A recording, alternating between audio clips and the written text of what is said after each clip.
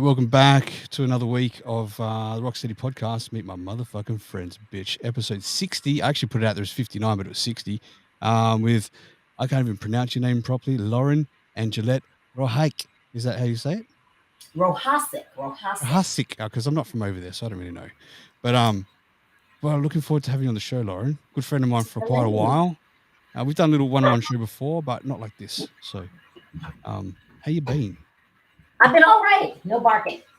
Well, before we do anything, I just want to say happy fucking birthday for Wednesday that passed. Yeah, we're going to do it a couple of weeks earlier, but we put it off to be around your birthday, so that's a good thing. How the hell was that before we go into it? I just want to say everyone listening in whatever platforms you'd be, YouTube, Facebook page, Twitch, Twitter, kick.com.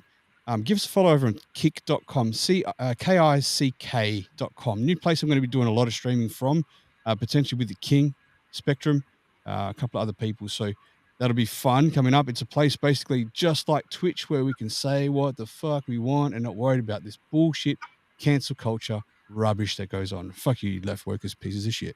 I had to get that out, Lauren. Yeah. So how's your birthday? It was good. I turned 42, so I mean 42. Yeah. Really? You're only 42? Yeah. Fuck, I thought you were at 65. Yeah, well, if I'm fucking 65 and I look this good, I see you've shaved for the occasion. Right. Appreciate you trimmed your beard back. I did. Well, yeah. I waxed because that leaves, a lot longer. Hey, Rose. Mrs. Red Rose says happy birthday and good morning, Rosa. She wakes up like super early for the shows. She's like a few hours behind you there. Yeah, it's Lisa, like what? 6:30 a.m. or something like that. But she doesn't sleep for days. She's fine. She's on the nose beers, I think. Something like that. She's got like her eyelids like pinned open. Oh, she actually has to paint them shut because they just constantly open. Like if you touch your eyeball, it's like a bit of cement. It just dry. Yeah. You got like permanent eye crust. Yes, exactly. Always got laganias in her eyes. That's it. I want to let everyone know messages from now on. My last Instagram got motherfucking cancelled by the Karen crew. The Karen crew have been floating around for maybe close to 18 months now. They've got a thing. They've got a hard on for me. Hey, Karen crew, how you doing? Try to stop getting me cancelled because it's not really fucking working. I thought I might have been more pissed than what I was. But even though I'm not happy about it, it turns out there's been some good results from that. But we'll go into that again later. Saying if you want to leave a message now, it's Rocstedi_live on Instagram. Drop us a voice message, ask Lauren some questions, wish her happy birthday, and I'll play that out on the show. So back to you, Lauren. Sorry about gobbling up the first 4 minutes. So how are things over there? How are things down under? Sometimes I wish I was up and over. It's a bit of a shitty day today. Things have been all right. It's been a fucking shitty year this year. It really has. And I'm not one to say those people go, oh, I can't wait for like 2018 to end, when New Year's is coming. They can't wait for this fresh year, which I don't know means shit to me. But this year started off pretty crappy and it's held that consistency since. Yeah. Yeah, that's rough. It is what it is. I definitely can say there was a bit of a rough start to the new year over here as well. But I really enjoy the fact that like my ADHD gives me short-term memory. Sorry, say that again. I just totally lost what we were saying. I was saying my ADHD gives me like short-term memory, So I was just playing. You've gotten rusty since you've been offline. I know. I've only learnt recently that I've also got ADHD, not officially diagnosed, but this is part of the dramas I was going through this year. The heaviness I've been going through is getting my kids diagnosed, and they've been diagnosed both on the spectrum, but also both with ADHD. And so a lot of the questions in the questionnaire, I'm like, that's me. Yes, I do that. I didn't think it was out of the ordinary, really, but I have come to find that it is, it is so-called is. We're around the same age, and so I think like just our. I'm only 21, baby. What are you talking about? Yeah, exactly. Well, then you look like shit for 20. I've had a hard 21 years, to be honest. I actually identify as an old person now. I just think like our parents, you know, like that generation, they were not really fucking worried about that shit. It was really just like, oh, that kid's just hyper. Like, Yeah. it wasn't like, oh, put them on medication, diagnose them with things. It wasn't any of that stuff. I mean, shit, I didn't even get braces when I was a fucking teenager, which I still am holding a grudge with my parents with. Yeah, you got to get those choppers sorted. Mom and Dad, I'm still holding that grudge. Where are my motherfucking braces? Where are they? I didn't notice that you had crooked or rabbit teeth, so it's okay. I do have crooked teeth, but I don't fucking care. I don't really care. I told my husband, I was like, I'm going to get my own braces. And at like 43 years old, I'm going to rock some like legit ass railroad tracks. I've been dying. Fashion, man. Isn't it? Like over in Asia, it's fashion. They wear, even if they don't need it, they get it in Thailand. They'll wear braces for years and years just for fashion. For real. I'm not even joking. That's their fashion. And it looks good over there, for real. You know, I've been dying to put colored rubber bands on my teeth since I was like 14. So I'm gonna live that shit up now. That's pretty geeky though, the colored ones. I know. I don't you care. think you're like 6'9" or something. Or them island boys. Island boy. Island boy. I only realized who those guys were through AC last year, because he's sort of right into the hip hop scene. Lauren, we've got some messages like piling through. Can we get through them? Some voice messages. Hey, what's going on, Three Little Pigs? We've got Three Little Pigs podcast. Hey, man, how you going, brother? He's from Perth. He's from my hometown, and he does a podcast, Three Little Pigs podcast. Look him up. Give him a follow if you can, guys, to support. We all support in the community here, as you know. But here's a message from Daz Cowbell. Here we go. Hey, Rock. Hey, Lauren. How you doing? Daz. Lauren, happy birthday. I think about you every time I think about gut health. That's actually true. But anyways, I hope you guys are doing well. Love you guys. Thanks, Daz. Thank you very much. He was very polite in saying, I think about you when I shit. Yeah, because I actually think about you when I'm in pain. The thought of it brings pain on, So that's nice. Thanks, Daz. We have a couple more, Lauren. Here we go. I've just flicked over to a new IG, so we're going to have to check these out. Here we go. All right, we've got a few here. I think we've got, looks like The Godfather or something here. No, there's no volume there. Oh, hang on 2 seconds. I know what's going on. Here we go. Let's try that again. Oh, Lisa, baby, I don't care if... Okay, no, wrong one. Here we go. I don't know if you hear from last time that sexy Aussie girl, Gina. Gina, I want to be not your daddy, I want to be God daddy, Godfather, whatever you want to call it. If you'll be my sugar. That's The Godfather. I can't really see who these messages, because I've got a different device here. We'll give them a go.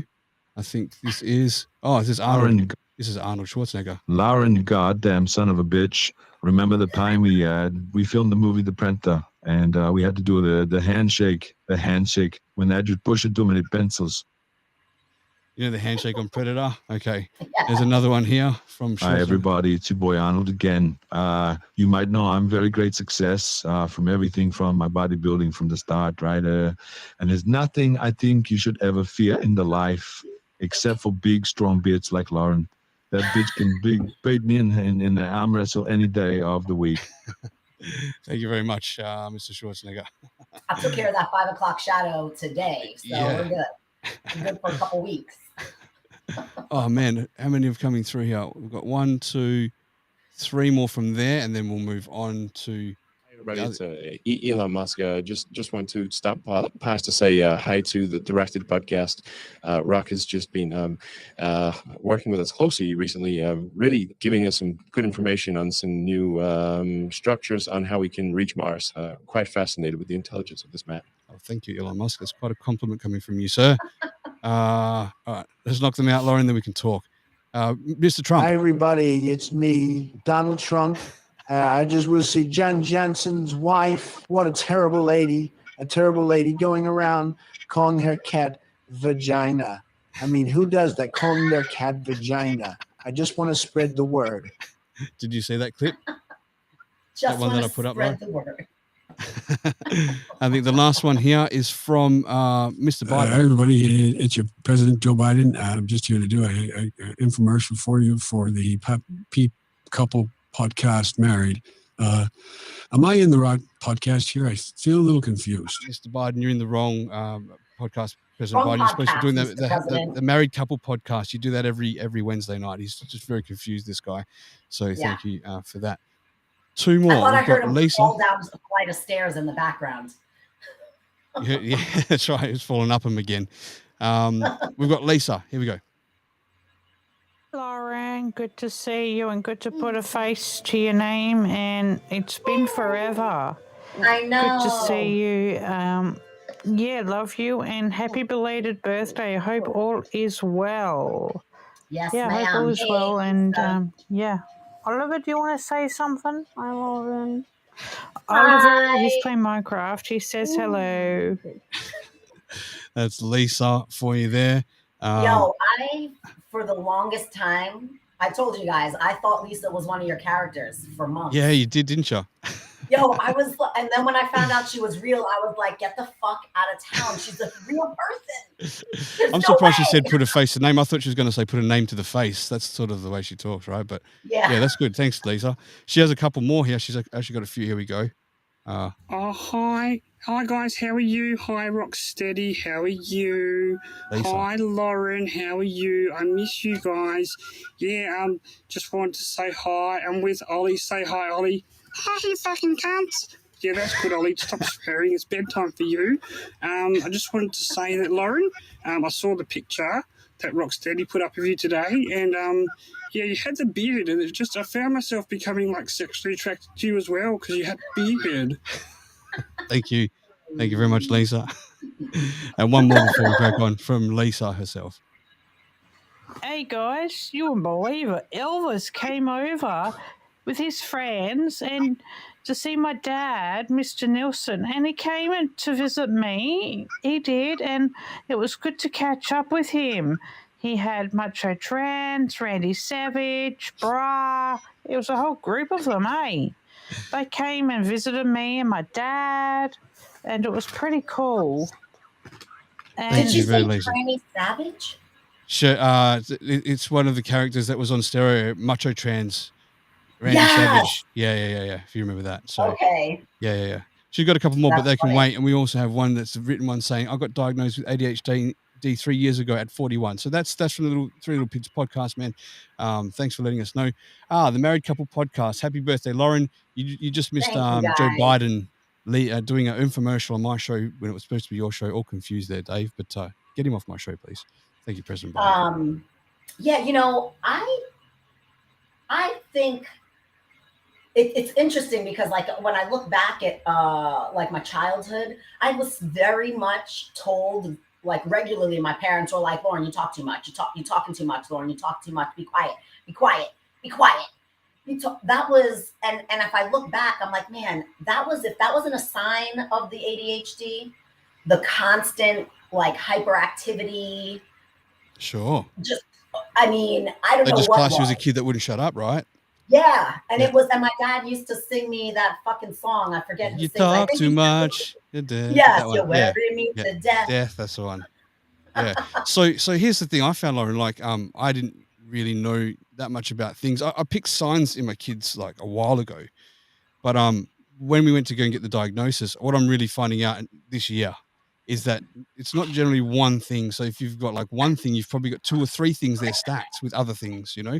Yeah. And so you're probably more retarded than you think, first of all. You look it, right? But with my kids, right? They got the diagnosis for ASD, but then the doctor really was looking specifically for the ADHD because that's generally clustered with that, you know? Yeah. And so when you said that you talk too much, that your parents were saying that, there's one thing that females do on the spectrum different to men is that they'll do a thing called masking where they'll mimic people.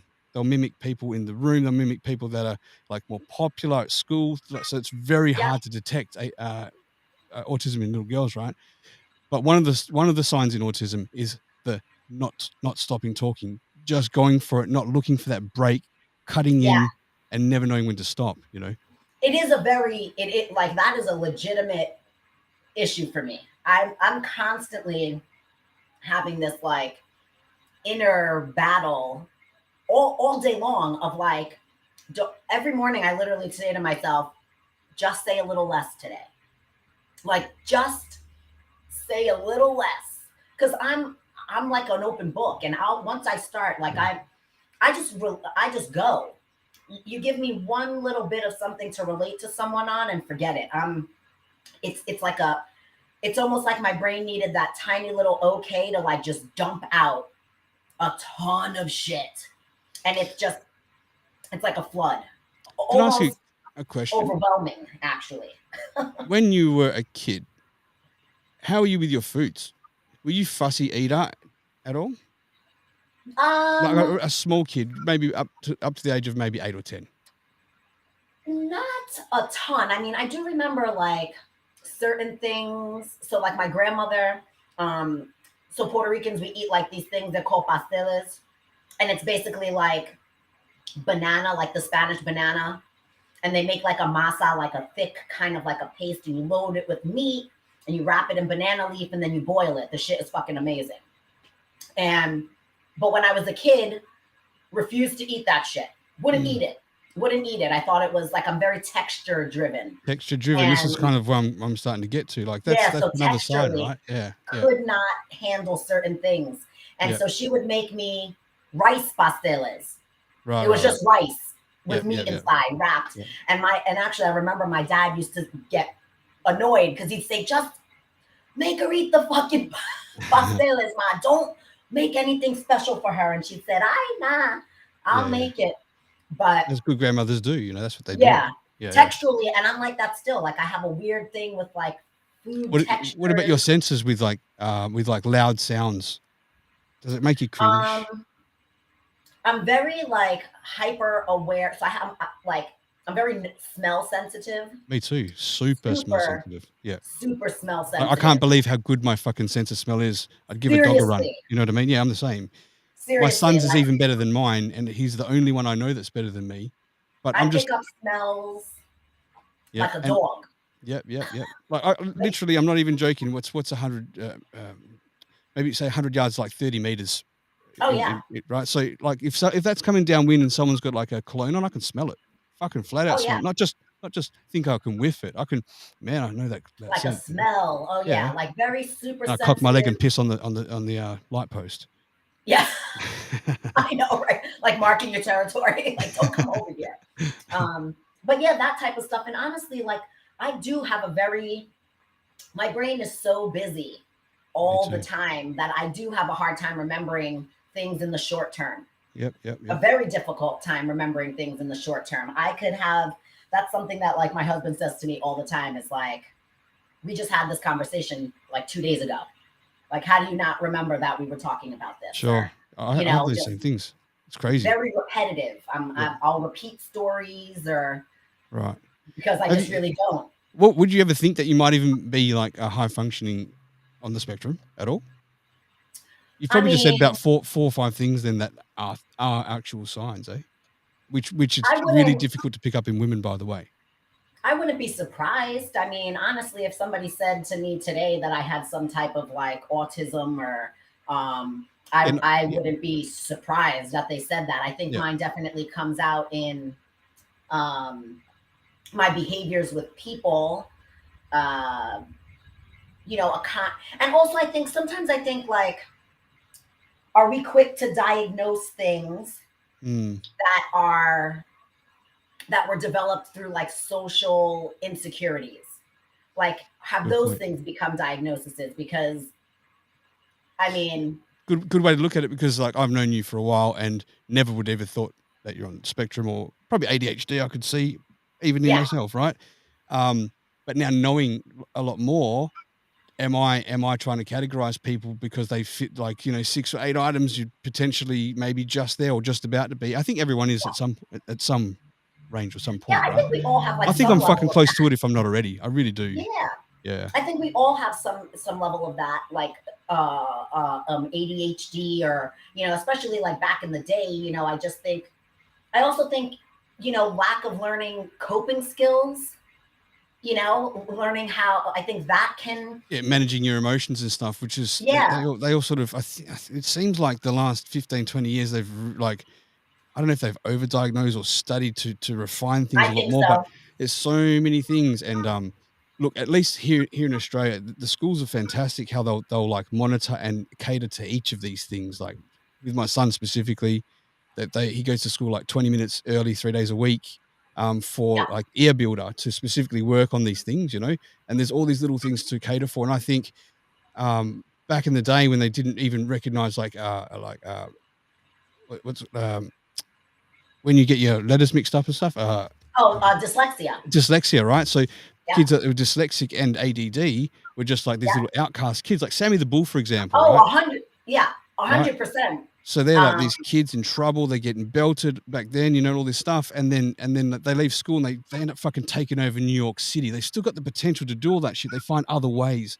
They're like super clever, you know? I mean, I remember kids like that ending up in, like, those were the kids that were in special ed in school. Yeah. You know, those were called the SPED kids, you know, because they had a little, and they just, I basically feel like they just they didn't know what to do with. They didn't know what to do.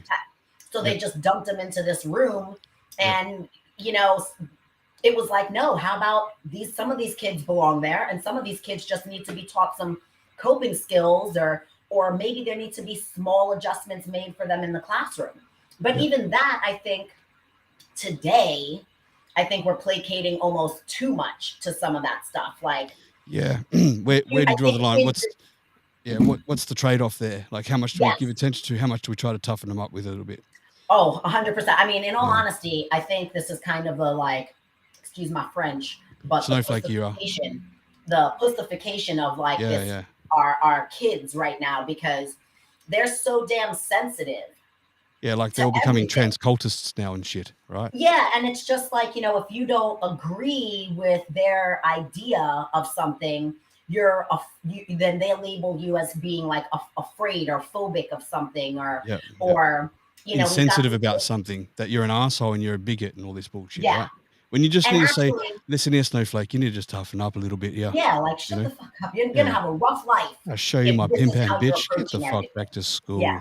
Yeah. Like your parents need to slap you a little, or slap you around a little bit. Do you smack your kids? You probably bash your kids, right? Not really. Not really.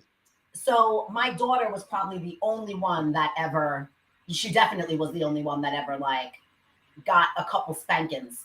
Sure. She would probably say not well deserved. I would say the opposite. Sure. But you know, I don't know. Kids today think that they can tell their parents what they're going to be doing. And I just wasn't raised like that. Like, I'm 42 years old, and I'm sorry, but even when I disagree, and I'm sure my parents will say this, even when I disagree with them, I'm very respectful. I don't disrespect my parents. Sure. They're my parents, and I'm still afraid that at 42 years old, my mom is going to come and whoop my ass for something, you know, like I'm just not. And because you're supposed to fucking respect authority. You're supposed to respect your parents. Yeah, absolutely. Like my dad, when I was, I think I was like 12 or 13, smart ass. I was about 13, smart ass kid. Oh, maybe I was 15. Anyway, I called my mum a bitch. We were fighting, right? And my dad drove home from work, beat the fucking bejesus out of me, and went back to work again. Yeah. And I feel fucking terrible for doing it. My dad did the absolute right thing. I am fucking so sorry for doing that to my mum. And I learned a hell of a lesson. And if one of my kids do it, they'd better fucking have 9 lives like a cat, because I will show them a fucking thing or two, you know? My daughter is Elvis says, he's here. He says, I'm still stuck on what Lauren said earlier. Did she say she couldn't handle a Spanish banana? Yes. I think she was talking about a spinach banana. A spinach banana. My son is asking, can we play the Xbox, please? I don't let them play video games until like 3 or 4 o'clock. Like, I'm like, that's a good fucking idea. Good outside, go do some shit before on a weekend. You mean? Yeah, like you're not getting up and then jumping on the fucking video games so you can be dicks all morning. Like, no way. Absolutely. You text him, Lauren. I'm going to deal with about 3 or 4 messages, and then I want to go into your birthday. Okay, so here we go. We've got Lisa. Here we go. Which one is it here? Here we go. Whoops. Yeah. Hey guys. No. Sorry, this one. Hey guys, you wouldn't believe it. Elvis came over with his friends and Did we play to this see before? my dad, Yes. Mr. Nelson. I think And we played that one before. Okay. So 41, here we go. I don't know which one it was there, sorry. This one here. So many messages, sorry guys. I think it's this one. hey guys, No, you it's won't not. believe it. Elvis It's came not that one there. It's this one here. Man, these are signs Wow. that Rock is definitely I'm losing my sight. Here we on go. the spectrum. His yeah, retarded Elvis ass- left. Yeah, he left. Elvis left. He had things to do, so Elvis left, right? And Macho Trans and Bra want to stay, but I don't have room. It's like I only have room like for Oliver when he stays. I barely have room for any other guests. But they are so drunk that they want to sleep in my bed. Like, what? All right, Lisa. So there's that one. And then we've got a couple of messages from these boys here. It's going on, Lisa, babe. I've been smashing White Claws all night with your dad and the King and Macho. I know, Macho. I'm going to get some more. Trust me. We're going to bring some Slim Jims too, bitch. So I'm just going to crash here tonight. So if I accidentally fall asleep on top of you and my penis goes inside of you, like, just consider that love, bitch. That was Bra, everyone. And so we've got Macho Trans. Here we go. Oh, yeah, Lisa, I gotta tell you, your old man, you can put him away, yeah, and he's a frisky guy. He grabbed my lady penis, yeah. So, I'm a little bit drunk now, yeah. I don't want to drive because I might smash my yellow Mercedes into a palm tree again, yeah. But, I'm gonna crash at your place tonight. I'm gonna sleep in bed with you and the bra there, yeah. Might go a little lesbo action, a little three-way. You might find my Slim Jim in your hot pocket, you know what I mean? Yeah, oh yeah. Thank you, Macho Trans. It was Slim Jim. Always good to hear from Macho Trans. One of my favorites, besides the my King, of goodness. course. So we've got three on the trot here from President Biden. Here we go. Oh, Mr. President. Mr. President Joe Biden. Oh, Just that's- stopping. start Guys, that. it's me, President Joe Biden. Just stopping by the underline Rocstedi, the Rocstedi at underline podcast. Take two. Hey guys, so anyway, just wanted to say there's a lot of beards in the show. Of course, Lauren Angelet and Rocstedi, you and AC, and that Dave has a beard. It's called Sam I Am. So anyway, just wanted to say there's a lot of beards. Okay, next one is Anyway, you guys have a great show. I'm going to sit here and just listen because I'm not the president who's in jail. So anyway, have a great show at underscore Rocstedi podcast. That's from President Biden, and he does look tired from what I'm seeing here. President So wake up. Biden President clearly also can't spell because Hey, guys. Angle is Sorry. spelled Angle. And Yeah, Angel see, well, he can't is even pronounce words ANGEL. properly, can he? He can't even pronounce our Somebody's fucking dyslexic. Instagram. All right, next we've got Ellen from the Ellen Show. Here we go. Hey guys, it's me, Ellen, from the Ellen Show. Just wanted to let everybody know if you did a functional massage and a great poop, you've tuned into the right place. Okay, goodbye. Thank you very much. True. All right, so let's get into. The funny thing is, on that note, is I have a client that every week comes in, and her biggest request is abdominal massage because she's constipated. Yes, Right. so we do a ton of abdominal massage, and she always sends me a text, and she's like, "Another good poop," and I'm like, "I fucking Does she love fart it." when you do it? Like when you massage, she's dropping farts. as No, well? not at all. Not Do at people all. but- normally? No, no, I don't get a lot of abdominal massage requests. But, Well, just in general, when you're massaging, they're just loose and muscles, sphincters just sometimes. open and bop. yeah, I mean, you Yeah, get right. relaxed, and when you're stretching somebody, it's kind of hard not to let one squeak out. I don't make a big deal about it. I got enough essential oils going that I don't really notice too much. Sure, you're a professional, right? Yeah, I try to be. If I Shout know out to them Frank well, I might make fun of them. Bogdanov. Frank Bogdanov, just shout out you watching there on Facebook. So I want to ask you something because you are the gut health specialist, and I don't want to go into like interview shit, but because I want to catch up with our friendship stuff. However, I do have a fucking question. I was seeing this stuff on TikTok where people were taking like bentonite clay with psyllium husk, basically mixing it together. It looks like cement, just drinking that, letting it ferment in their guts. And then when they detox on a fast, when they're fasting, it detoxes their body that it comes out in the shape like a rubber, like a tire. It's the shape of their colon when they shit it out. Sometimes it's rubbery and slimy. Sometimes it's like hard. Are you aware of all this or not? No, I've never Oh, heard of this, but I I will feel like absolutely people send it to you. are definitely doing some crazy shit, literally, Yeah. to help themselves poop. And they want to, people want to do like, so disclaimer, I'm not Mhm. necessarily a gut health expert. I'm just She's someone just who's into studying. scat. I like to study it a lot. Right. Just because of like for my own health, I was having my Sure. own gut health issues. And honestly, I started looking into gut health when I was reading about depression Right. and how I could manage my depression through healing my gut and my anxiety that way, like just by cleaning my gut up. Right. And so, I mean, people will do some insane shit to like cleanse their colon. And I mean, honestly, unless you've got like some serious diagnosis like IBS, Crohn's and colitis, stuff like that, which is really, really serious stuff that can have an unbelievable effect on people's not just physical well-being, but your mental well-being. That Sure. Okay. shit is awful. I've got IBS constantly all the time. I never go really once a day to the toilet. I'm probably it's the throne for me. Honestly, a lot of it is what we eat, right? Like we're not Sure. eating enough of the foods that our gut wants, like sweet potatoes and Fermented stuff?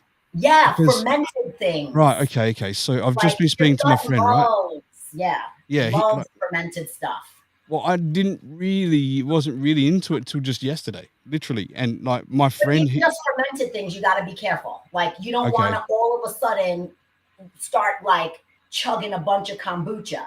If you've right, never had kombucha, you got to ease yourself into that because because it builds a trust little me, environment in your stomach, doesn't it? woo, Like as in trust like me. you're building good bacteria in your stomach, and if Yes. you bombard it with the good one, just overrides whatever maybe balance or unbalance you've got going on. It's And not even just that because people want to do like good and bad bacteria. So like we sure, need both. You also the microbiome is also made up of like funguses mm-hmm, and viruses mm-hmm. that are supposed to be in there to help keep things balanced. Introducing anything to the gut for the first time, you want to take, your time with. The first time I ever drank kombucha, I was silly and wasn't really thinking, and I chugged that stuff. Right. I paid for it, man. Wow, what happened? What was the result? I had like legit explosive diarrhea. Like That's fuck all. That's just cleansing your system, right? no, it was too much. It was instant. Like I couldn't stop shitting. Like shitting so much that my asshole was raw. For how long? Like a day? Uncomfortable. Try living in Thailand, man. Holy shit. That shit just happens all the time over there. Terrible. I'm trying to find the name of this stuff so that you can you'll be aware of it. I'm scrolling a little bit as we're talking because it's I like there's a company called Biome, BIOHM, and they're one of the few gut health companies that has like an FDA approved probiotic that like has actually been proven to help cure leaky gut, IBS. Like it's actually treating this stuff, and people are feeling legit results. And there's a lot of probiotics out there, and unfortunately, the only way that stuff is really going to work for you is if you find out what's happening inside your gut personally. Right. So this is what the name of it. I just found it's called mucoid plaque. Have you heard of mucoid plaque? No? No, but I mean, sounds kind of like Mucilex. That Mucilex uses psyllium husk and all that stuff. And I mean, if you're eating a good diet, you don't need all of that shit unless you have like some type of a health issue. Yep. People just they don't want to do the simple. Well, I hate to say the simple thing. It's the simple thing because it's the one thing that we have like control over, and that's to like change our nutrition. And that's what I'm currently looking into. I'm saying to not trust anything much that these big fucking pharmaceutical companies say. Not that I was always suspicious, but literally what happened a couple of weeks ago is my son taking these ADHD tablets called Vivance, right? Okay. And Dave Watson says, "Happy birthday! What a great show this is. Love you both. Love you too." King says, "I'm probiotic. I find people who are antibiotic to be full of crap." Exactly, but seriously, like that's another thing. Antibiotics, fucking terrible for your gut, man. Yeah, sure, like, sure. Wipe out all of the bacteria. Sure. So whenever, on the few times that I ever have been like needed an antibiotic, I always take my probiotic with it. Like, I mean, I'm always making sure that I'm You're keeping taking my the harmony of the environment going, not turning it off. because that antibiotic is just wiping out everything, and it's Sure. wiping out the bacteria you need to keep your body functioning well. I mean, they're so quick to hop on like medication and hop on to like go to the doctors for things, and it's like sometimes you just got to let things run their fucking course. I really want to go into this right now. 2 seconds. There's a message from Red Rose, so let's play that right now while it's relevant. Groot poops. That's I'm Groot. That's Mr. Rose, and he says I'm Groot. I'll do that again. Groot poops. He's got a voice he sounds like Vin Diesel, doesn't he? Crazy. Yeah. I was going to say, wow, is that a burp? That's a really bassy one. It's probably the only voice that's better than Mr. Bombastic's. Lower and deeper. I know. So let me go into this. So since I had my heart attack, right? I have that many fucking pills they want to give us, this, that, and the other. I feel like fucking shit from it, right? I'm so tired and I can't just feel good anymore. And I know it's like the statins and all this shit because I got high cholesterol, which is what caused it. But I've really been looking into it, and from my research, and there's a couple of good podcasts on it. One's on Joe Rogan from a cardiologist, and it's like the statins don't really do anything for you. They'll lower your cholesterol, but not take away the plaque, right? Or like lower the calcium. So there's a buddy of mine who his dad died of a heart attack when he was 48 or 49. He was about 18, 19. Now he's 52 or 53 years old, right? And after what happened to me, he went and got a angiogram done, test how open his arteries are and stuff, right? And he eats pretty healthy. He's not overweight. He's always watching his body, and he still had thickening of the arteries. It just seems stuff is just hereditary. I mean, that's right. It's like some people's bodies can't get rid of the cholesterol fast enough, and it starts to build up and plaque the wall. So he's been really looking into things, right? And he was on statins, and he starts feeling shit too. So we talk about it a lot.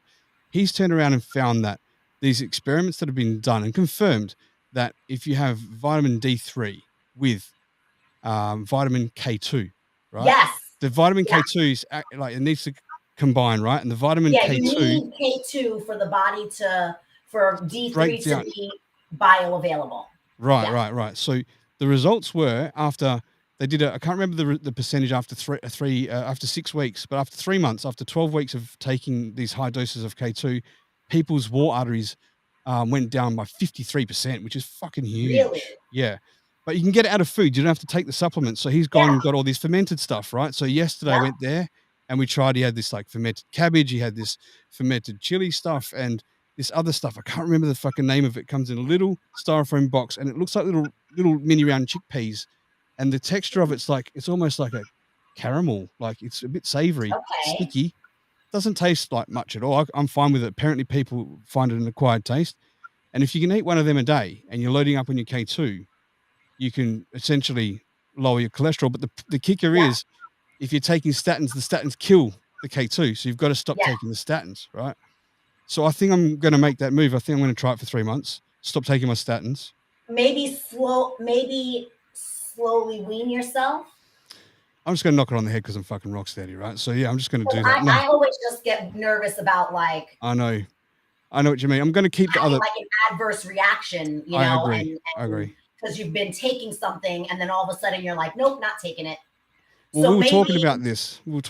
Lauren. 2 weeks ago, my son being on this Vivance stuff. This is what I want to go into with you. Recommended by a pediatrician and kids that have got dealing with ADHD, and they upped the dose. First, it was 20 milligrams for a kid, right? 20 milligrams. I believe that. I think AC told me that Vivance is like, or was it someone else told me it was like, you guys have Adderall over there. It's like Adderall, basically, Okay. right? Right. The 20 milligrams, and it wasn't really affecting him properly with his focus, so they bumped it up to 30. Was doing that, had some meetings and stuff with the teachers. They said it was, it could be tweaked up a little bit. I thought maybe 35 sounded like a tweak, but jumped up to 40 milligrams. In this 3-week period that he was taking these 40 milligrams of Vance, his anxiety, there was always a trade-off. The higher the dose is, the more anxious he gets, right? So the anxiety built and built and built a lot more. His moods got out of control. He was starting to get really hard to cope and handle, right? However, he was focused at school, right? Stuff like that. I didn't realize that he started having little psychosis episodes. I didn't realize. And this one night, he totally had a psychosis episode. Sounds around him, freaked out, like totally flipped out from this medication. That was a side effect, right? To see my son freaking out about noises in front of him and stuff that weren't happening just broke my fucking heart, right? That's crazy. And so I just pulled him off it straight away. And I really want to go down that more holistic, natural track to find out what we can do. However, yeah, you'll have to find like a naturopathic doctor. My cousin's daughter was having a lot of like behavioral issues, and it was really bad to the point where like she was struggling being in school, you know, because she was having issues with like aggression and just coping with things. And who is this? Your daughter? Did you say? My cousin's daughter. Cousin's daughter, right? And and then now throw in the fact that like she's going through puberty. So all of that is, making her nuts. Sure. So I know they're homeschooling her now, but she was, they really didn't like putting her on the medication because she was like a zombie. Exactly. She was just not herself at all. And then it's like this weird, they're trying all this different stuff. And my cousin's just basically like, no, like we're just going from like her being either, it's just affecting her in ways that isn't. There's a trade-off, right? Yeah, we can have a zombie in focus but no personality, or she's out of control but can't focus at school. They would take her off for the summer.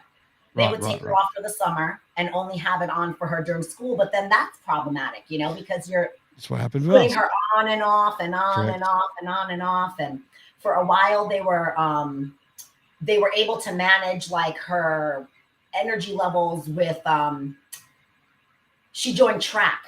She was doing cross country track and all that right. stuff. Yeah. And so just trying to get her burn that energy out, to get all that energy out, to put it someplace. And I honestly think that she probably did her best at that point. I know she's struggling again. I'm not really sure what they're doing with it, but I almost feel like, if you can, a lot of times it's where can these kids put this energy? Correct. Absolutely. They say that if you get these kids that are disruptive in class and you put them out in the bush or the jungle, right, they'll end up leading the rest of the pack of those kids that sit quietly in class. That's their calling. That's where they should be, to focus, pay attention. I mean, it's people like us, right? I know if I'm out in the fucking jungle, I'm looking around, I'm being observant. Oh, yeah. I'm not looking blasé for a snake to fucking bite me on the ankle, right? So, this is where they. It also makes you think about like these. Actually, my clients right before we were talking about like vocational school, and like how every high school should have vocational programs, or every school should have vocations, because not every kid. I know I struggled. I know my kids struggle sitting in a classroom all day, looking at books and not actually using their hands and their bodies to do things. Correct. Yep. And daydreaming. Oh, 100%. And 2 out of my 3 kids have gone to vocational school. My daughter was struggling freshman year in high school, and then sophomore year we moved her to the vocational school. She went into culinary. Her grades went from like C's and D's to A's almost instantly. Yep. Because they're breaking it up. They have a week of class and they have a week of their job. A week of class, a week of their job. So the classwork is quick, it's accelerated because they're only getting 2 weeks a month of classroom time, but then they're in their professions. It's fresh, it's new, it's stimulating. It's not fucking boring, right? And now my 15-year-old is doing it, and he's doing plumbing. Nice. And he's like excited about school for the first time. I mean, he's always been a pretty good student, but he's like, he came home and he's like, I got my first certificate for plumbing, like for the year. Yep. And I'm like, dude, you're literally working towards a career at 15 years old. How amazing is that? That's great. That's great. I You got to think about this, right? Like fucking people get, you go in school and you stay in school, you see your friends every day, you do class and everything. Then at the end of school, when you finish high school, you finish, it's sad. You know, you're never going to have that again with your friends and you're off to the big bad world. That transition period that you're talking about, 2 weeks on, 2 weeks off, you get to go away, feel what work is, miss school, come back, talk to their mates, know what's going to be happening as it's, and you appreciate the whole moment of that. Exactly. So they do 2 weeks, and I 2 weeks, think 2 weeks is great. Yeah, and I think kids would learn better. I think kids would do better. We definitely wouldn't have a bunch of kids rolling into, $200,000 worth of debt in the first few years of their lives. Right. You know, all being conditioned to do that bullshit. I mean, that's a rabbit hole we could definitely go down. But it's. I think that if we changed the formatting of school from elementary school to something that included vocations a little bit more, maybe we wouldn't necessarily see these kids that have these, I don't even want to say disabilities, because I don't really necessarily. They call them neurodivergent kids. Yeah, because it's definitely not a disability. Some of these kids, most of these kids are fucking smarter than we are. Yeah. I think that they would have a better opportunity to manage those things sans medication. What age do they start them at that though? Say that again? What age do they start them at doing that, this vocational? High school. High school. Yeah, only high school. But it's like, I mean, why not? It's better than nothing, right? It's better than nothing. Yeah. Absolutely. Why not do this on the junior school why level? do science in a classroom when you can do it out in nature? Like when you're doing those sort of 100%. things, stuff like that. Yeah, absolutely. 100%. And I absolutely swear to Christ, it's fucking foods that are doing it to us all. It's the foods. So there's a really good documentary on Netflix. I think it was about like the cosmetics industry or some shit like that. And they were talking about, now, first of all, I'll have to send it to you. There's an app that you can download that you can scan like all your products and it will tell you what's banned and what's toxic. And fuck yeah, I want that. I need that. It's crazy. And also what's crazy is the shit that they allow into into the States, what's allowed in our food, what's allowed in our products, that's banned in other countries because of how bad they are. Yep.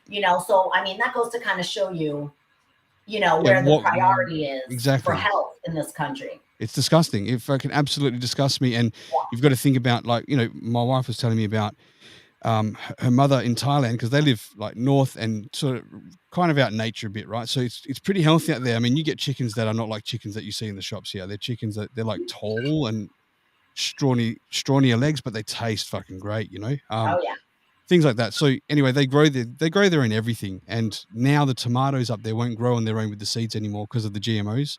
Like they've obviously been cross-pollinated and sprouted that they have to actually go and get the specific ones to grow them now, because they can't sprout them like they used to anymore. That shit's just taken over. It's going to end up. Oh, it's crazy. Over. Yeah, it's crazy. So this documentary actually, one of the interesting things about it was there was a woman who was in medical school. I want to say she was dealing maybe with like, I don't know if she was in like a fertility clinic or something like that, but part of like her education was that she had to get like sperm from someone she knew so that they could look at this in the microscope. So she gets it from her husband. She's looking in the microscope at this sperm and she's like, he has no sperm. None. I was going to say it was a Down syndrome sperm, but yep, go ahead.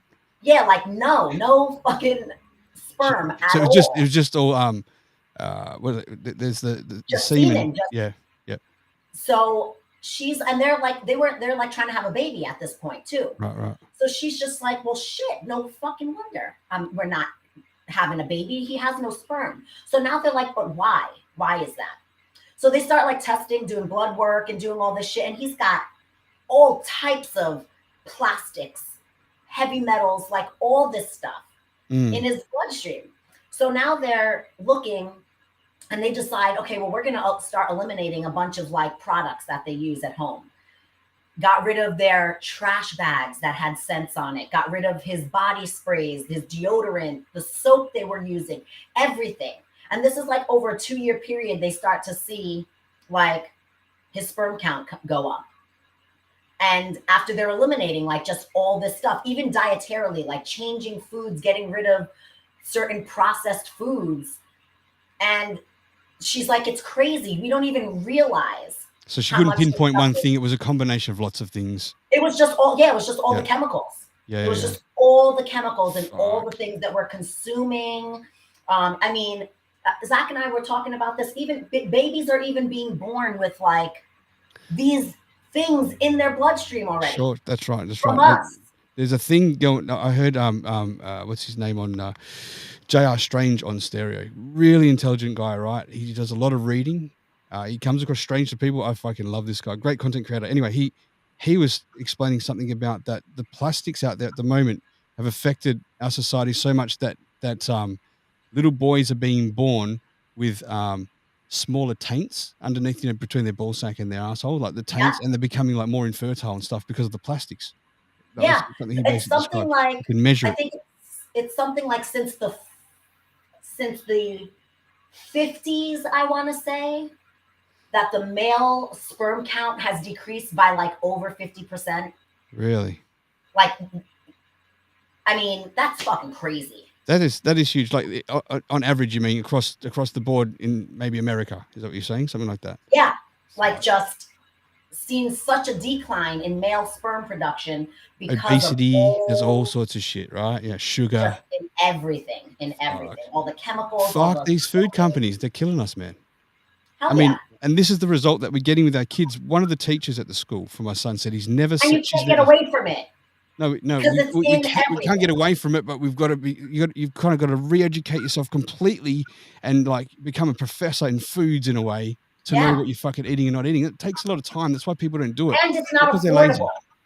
Yeah, That's right. also the problem, is that it's not affordable. You can go and Which get your makes- fruits and veggies, right? But there was Gary Brecker. He did this clip on Instagram. Brilliant guy, by the way, like about prolonging longevity of life. And they got a bunch of strawberries, and they were able to extract the poisons that were sprayed onto the strawberries, that they could reuse it again to kill the next, to protect the next batch of strawberries from insects. That's what we're eating. You can't get it out, can't get away from it. It's in the strawberries. It's in the fruits and vegetables. Oh yeah. You've got to go organic, And even that, you're like, but organic, I mean, the shit's in our soil. True. And our soil wouldn't even have the same sort of minerals and shit that it did a few hundred years ago. They'd just be sucked up and gone, right? So what do we do? So it's Greenhouse? crazy. It's like we're trying to get away from it, but then it's also like just in our dirt. It's in our rain. It's in our. It's fucking everywhere. And I'm really getting disgusted with society, or the people that control us, the power elites that are sort of controlling these narratives for us. It's been pissing me off a lot lately. But enough about them. I want to go into your birthday stuff. How about that? Okay. So we purposely didn't talk about it yet, so we could discuss it now. How the fuck was your birthday? What do you want to say publicly or not? Wednesday was my birthday. She was doing cocaine off guy strippers' willies, and she was popping pills. Yeah, off them and totally. snorting them. Yeah, if you met me 10 years ago, maybe. So we talked about this a couple times, but so Tuesday night, we decided we were going to take a little trip. Where were you going? Well, we were going to the chemical universe, to the deepest recesses of our minds. We decided to eat some candy bars that had psilocybin and like 100 milligrams of THC in them. Right. And so it was like 4 grams of psilocybin and like 100 milligrams of THC. Dennis McKenna said that if you take 5 grams of psilocybin, that's called a heroic dose. That's like a fucking full-on dose. You're a gram off from that, but you replace it with 100 grams of THC. Yeah. So tell me the result. Yeah. So just melted into the wall. Probably about 90 minutes before, we had smoked a nice fat joint. Wow. Ate dinner. We're really good about I think, and maybe I'm wrong, but I think the trick to like having a good trip is preparation. And so we're really good about preparing a good environment for ourselves. Yep, set the scene. Exactly. So, we made sure we ate. We're done eating by like 6:30. We had our snacks in the room that we wanted, whatever we wanted to drink. We let the dog out. Just good night. Yep. And smoked a joint. Then maybe about like half an hour later, divvied everything up. And I'm looking at this like pile of like stuff that Zach gives me. So it's like a chocolate bar. And I'm looking at this thing and I'm just like, you sure I should take all of this? He's like, hang on, what was the recommended dose, or is that what Zach thought that you should So on take? the back of so he takes a little bit more. I think he did like 6 or 7 grams. Fucking hell, man. That's a lot, yeah? Yeah, I mean 6 or 7's a lot. 6 or 7 grams of psilocybin is a lot. That's heroic. He's my hero. He's my hero anyway because he looks like a fucking Viking. If anyone sees her husband, he's like a fucking proper Viking. Yeah. Like, I want to the meet him. funniest thing is, I don't think the Czechs had Vikings, but no, but that's because he was the fucking Viking. He was the OG. No one gonna top Zach. So we were watching. What were we fucking watching? Space Cakes. I don't even know. So he likes this. He follows this guy. Zach really likes watches, right. And so we were watching this YouTube of this dude that is clearly stuck in like the 80s fashion wise, like late 80s, early 90s. He looks like an old version of like Tom Cruise. Right. But he's like 65. Like the guy from Queer Eye for the Straight Guy. Queer Eye, yes. Yeah, but older. Exactly. With a long nose. Yeah. And so like this night, he was chilling with Jacob the jeweler. And they were bringing out these watches that were like. Shout out, Jake. Fucking unbelievable craftsmanship. So we're watching this show. And I literally went from like being completely like just stoned from, like normal from like the weed to like, I'm tripping. Like it was like this.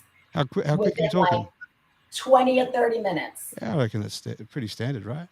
And but it was such a quick switch. Like I was oh, I'm good. And then all of a sudden I was like, who invited these people into my room? Because it was like the TV screen melted away and it was just the people. Wow. So, but it was just the people from like the torso up, like just us. Sure. So like VR. It was so trippy. And so I'm like watching them and I'm literally thinking like, man, when did they show up? When did they come? I don't even remember inviting them. So you're legitimately believing that they're people in your room, not yes, thinking I thought they were there. And so I was shit. like, okay. And so we're watching this and Zach is flipping through the channels and we end up on Amy Schumer's comedy special. And that actually kind of turned me down a little bit. Because she was being like super self-deprecating and it wasn't really like humorous. And I was just like, plus you have to sit there and think about jokes and shit, right? And yeah, you want to just be free like, in no, the moment. Yeah. Not good. So switch some porn on and let's see that shit come to life. Oh my God. So at one point I was like, man, I really got to pee because I'm like chugging my water and I go to like, so I'm sitting on the bed and I like swing my feet over the edge and the bedroom door went like this. Like down a fucking corridor. And I was just like, I looked at Zach and I was like, man, babe, I was like, I hope I make it to the bathroom. I was like, I don't know if I'm going to make it all the way down the hall. That's pretty heavy. You can't make it like, several feet down the hallway. Oh, yeah. And he was just like, you'll be fine. He's like, just get up slowly and take your time. And I'm like, okay. So I'm like walking to the door and it feels like it's taken me a couple minutes to get to the door. And I pull it open. And as I do, so Zach painted this mural on the wall and it's like a spaceman. And there's this little door on the side that's like our utility door for the shower. And that is like a space scene. So all this shit is like popping up at me out of the hallway. And shit like lifts as well, doesn't it? It's not two-dimensional anymore. It's like, yeah. It looked like it was out, like I could touch it. Sure. And so I'm walking along the hallway and so my mother-in-law lives with us and her bedroom is across Your the mother-in-law hall. lives with her. So I'm sure she's like, I'm usually in bed by 9:00. Right. So it's after 9, and I'm sure she's like, what the hell is this girl still doing up? And so I could have sworn she was like peeking at me through the doorway as I'm going down the hallway. And she looked like a neon alien. Like old school, like 80s alien with the freaking, like it looked like her, like through the doorway like this. And I was just like, and so I creep into the bathroom, I shut the door. Our walls in the bathroom are like this hammered gold. Like Zach literally like fucking did like a faux thing finish on the wall. And it just looked like this old school hammered gold. And so all of that just was coming through. It looked oceany. Yeah. And it was just moving on the walls. So and do you think, sorry to cut you there, that the weed was enhancing the psilocybin, or was the psilocybin experience going on, the weed was making you feel slow down, like slow when you were going through that? I think the weed was definitely making me feel like in super slow-mo. Yeah. Like I was Would like, you okay. have wished it was a little faster? No, it was great. It was a great mix. mix. It was perfect because it was like the right kind of like just slow. I'm not a weed guy. I'm very hyper. Yeah. Sure. So it felt really good. And so our toilet seat is actually pretty dope. It's by this designer called like Toho or Tavo or something like that. And so the toilet seat is like graffiti, and it's got like all these graffiti faces on it. So that was another. Those fucking things were floating around the room. Well, I'm sitting on this. 4 grams is a lot. So this experience lasted how many hours? I've got to ask. About 5 or 6. 5 or 6. Yeah, it's fucking 5 or heavy, 6 hours. I don't know how long I was in the bathroom for. It felt like a while. I came out, got back in the room. I'm hanging with Zach. We're just chilling. And then he's like, hey, let's go outside. And I was like, okay, yeah, sure. So we get the dog and so I feel like myself, honestly, whenever I have done mushrooms, I feel normal. Sorry, Lauren, 2 seconds. There's a knock here. Just 2 seconds. Let me just grab some things, my boy.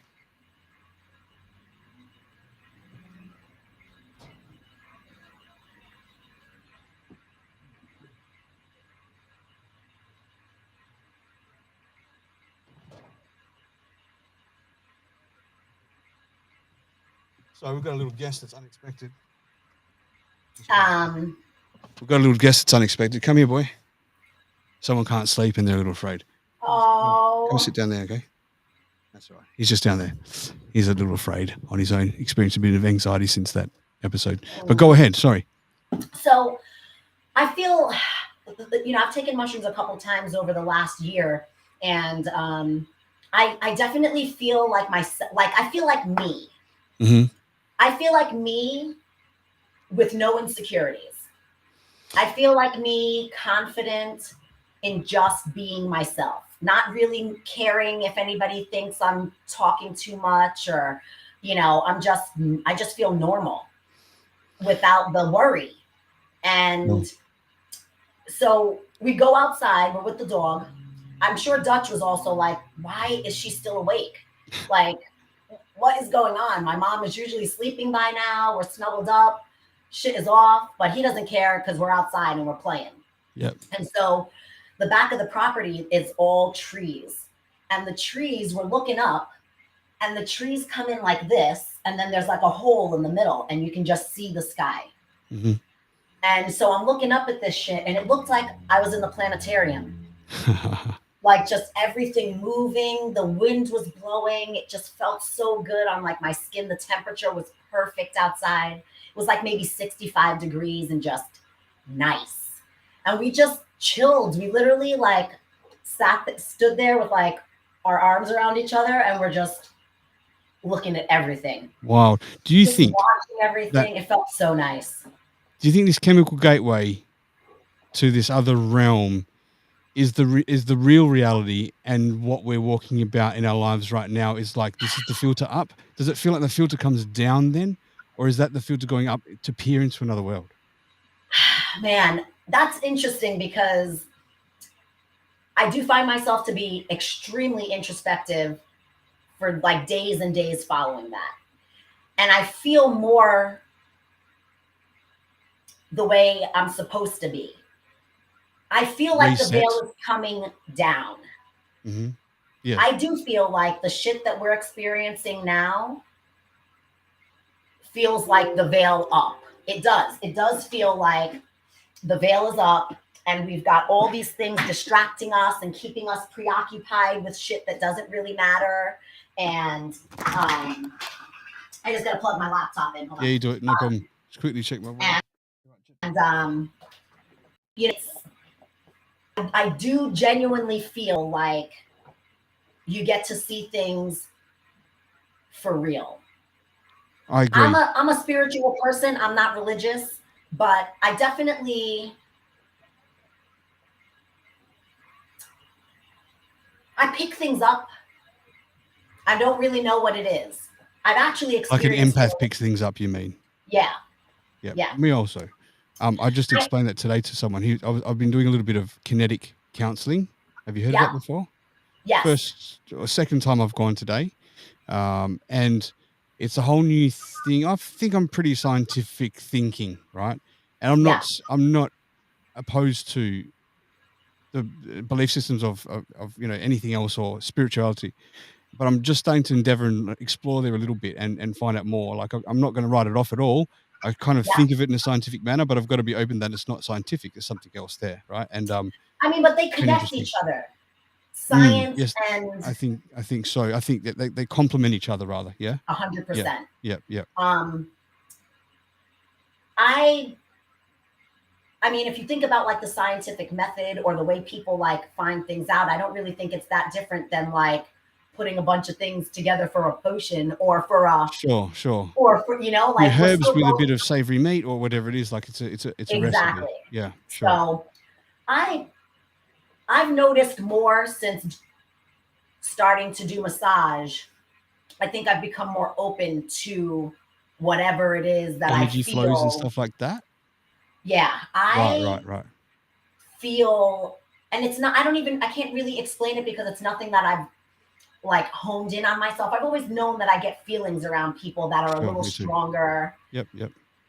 But I can feel what they say through their words. If their mind might change about something midway through a sentence, I can feel that shift, and I'll acknowledge it inside me and know that we're not going to go there or whatever, right? And I thought that was a normal thing.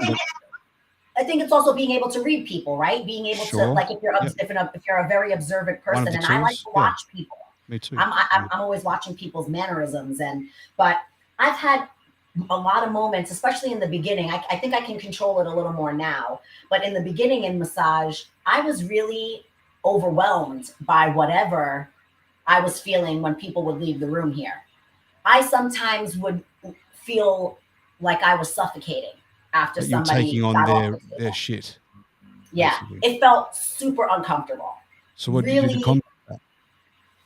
Honestly, I just started saging the shit out of my room. I don't even know if I'm saying the right words. What do you mean saging the shit out of your room? I didn't get it. So like I use like I do like sage and like Palo Santo. Right. And so I'll sage like the herb. Yeah. Right. Yep. And so I'll sage the room. And what is that? What is it known? What benefits is it known to do? Like gets rid of like negative energy. Right. Oh, holy shit! Yeah, this is what he did today. This is the guy he's a shaman, right? So yeah, because of any negative energy, he took me outside and he had sage and he had it all like twisted in a big thick cigar. He lit it, and because he's actually a qualified shaman from South Africa, right? And he was cleansing me with the smoke all around my body of any negative energy. I literally felt better straight after that. I'm not even kidding. Sage is amazing. I was a bit surprised. Sage and Palo Santo, that shit is old medicine. That's old stuff. Hey, that's Paul. Right. So I do that, and then I just say. I know people have like super spiritual things to say, but I'm literally like, listen, whatever doesn't belong in here, please remove yourself now. Right, you say that out loud? I do. Right. I say it out loud. I'm like, whatever doesn't belong in here, whatever is not good and positive, please exit yourself from my room. I got that no means time you, Karen Crew, goddamn bitches. Yeah, like fuck out of here. I'm literally like fuck out. Right. Goodbye. So what is your understanding, thoughts, or beliefs around Reiki? Since you do massage. Okay. I have a few friends who do Reiki. Right. I But thought it was fucking rubbish, but I've had an experience with it. the school that I went to for massage was very like woo woo. Like I feel like it. So I think that it's a fine line. I think a lot of people in my industry, in other industries that are similar to mine, definitely it can be a little gimmicky. I have a hard time believing that the powers that be have just like picked a bunch of 25-year-old girls to Sure. be empaths. This is, I think, what gives You it a know? bad name. Yeah. Like it's a trend. And I know some real people who have some real fucking power. Whatever that is, that was given to, that's a gift. I think that there are very few people that have this true gift. I think people should do their research. I don't think it's something that's just learned. You can learn techniques, but I don't think that that's something that's what's the word? Not so much learned, but like earned from time spent in studying and being around it, or some people just have it. Is that what you're saying? I think it's something you have. Right. I think this is something that you have and that you're led to maybe hone those skills, but I don't necessarily believe that my friend Pam over here can just go and take a course and now all of a sudden do Reiki. Sure. So I think that you can mess with things that we don't understand. Yeah. Open And doors so you can't close. So I mean, I have a friend, Maribel, who she comes from a line, like a very proven line of like Latin female healers. Like she can trace this back hundreds of years in her family. Right. She does Reiki. She's like a Reiki master. She does massage. She does a lot of things. I've had her work on me. That lady's got some power. Right. Tell me what it does, what happens, what you're supposed to feel or expect, because I have a family member, I don't want to say who it is, that claimed that they could do it, and I think it was rubbish. But there was my sister being a hairdresser, right? And a couple of her clients said, they've combined to do massage and Reiki, and they were going to give free session to her and her husband, but her husband was working at the time. So she said, do you want to be the other one? I said, yeah, sure. This is years ago. This is 20 years ago. Right. And so I laid down thinking, I want the massage for sure. So I got that. And then there was this big Kiwi woman, right? Big woman from New Zealand doing the Reiki. Right. And I could see that she knew that I didn't believe it, because she's doing all these things up my arms, that whatever. But when she got to my stomach, right, it started going like the bubbles, like from the air in my stomach. And when she moved her hands around, it was following that. And I was going, that's fucking strange. Is it coincidence? Yeah. She goes, I said, is that happening because of what you're doing? She goes, it happens a lot with people. Yeah. I see she wanted to reluctantly answer it because she thought that I knew, she knew that I thought it was rubbish, right? But that got my attention a little bit. That's the only thing though. What is it supposed to do? What happens? What are you supposed to feel or expect? So I've experienced it on the massage table a few times with Maribel. I was assaulted on the table like 10 years ago by my massage therapist. So I have a lot of just trauma surrounding being on the table. Triggers on that table. Yeah. Okay. And school was very difficult because I had thought that I had gotten past a lot of that stuff. And it turns out I didn't get past. Quite young when this happened. I was like 30, 32 years old. Right. And so when I was in school, you're literally all day being massaged by people. You're getting undressed and dressed a million times a fucking day. It's not a lot of privacy. So that triggered a lot of anxiety for me. And a few times I was on the table and I don't really remember doing these things, but she would usually, I only had two girls that I really liked working on me, the girl that works on me now and Maribel. And so I wasn't realizing that every time I got on the table, I was like doing these things to like protect my body. In what way? So being touched one way, you were in a defense mode. Yeah. So basically. like Yep. I tend whenever I get on the table, I tend to lie down with my legs crossed very tight. Right. Yep. I'm always gripping onto the sheets. Like I want control over those sheets. Sure. My heart rate is usually pretty elevated. I have a ton of anxiety, even now, still just getting onto the table. That really doesn't go away until a little bit, into the massage. I hadn't noticed that I was like doing these things, and she would start to work on me, and I could feel all of a sudden this like, I literally felt like a weight being pulled off of me. Like I didn't realize I felt so heavy that I would feel literally like this. I think I was feeling this person still on my body, Sure. like subconsciously. Yep. And she would work on me, and I would feel this just go away, like melting. And it literally felt like it would melt away. I never had that experience with anyone else that worked on me except for her. I would instantly be calm. Like just her presence, everything about the way that she moved in the room. It's hard to explain. It was she just holds the place for you. I just felt like she was holding my space, like letting my body react whatever way it needed to, and then pulling those things away. Mm-hmm.